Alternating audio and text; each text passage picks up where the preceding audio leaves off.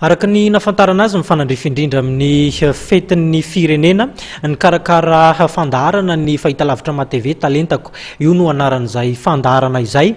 Arahantsika ao anatin'ny andro vitsivitsy ary ny fampisehoan'ireo ankizy ny fahaiza-manao ny talentany zany. Arahantsika eto amin'ny fahitalavitra ma-TV ny fahaiza-manao ireo ankizy ireo.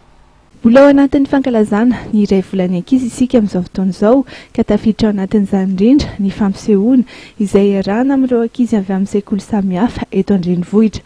Mampiseho ny talenta ananany ireo ankizy ary nampitondraina ny lohateny hoe talentako ny fandaharana. Androany no nanarahana ny tapany voalohany tamin'ny fampisehoana teto amin'ny fahitalavitra ma-TV sy tao amin'ny canal 7 chaîne 202. Manan-talenta tokoa ireo ankizy satria dia misy ireo havanana tamin'ny hira, ny kabary fa indrindra ny fitendrena zava-maneno.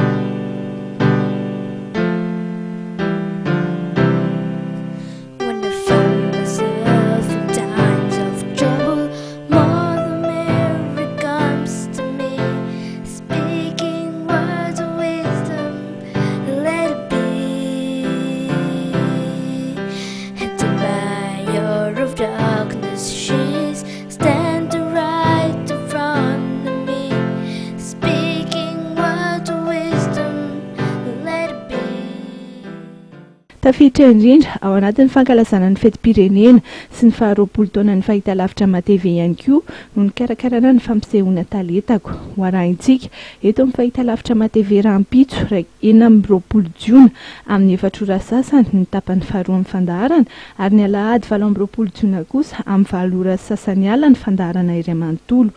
Tsy adino ny misaotra sy mankasitraka ireo mpiara-miasa tamin'ny fandaharana izay nanolotra fanomezana ho an'ireo ankizy anjatony maro nandray anjara.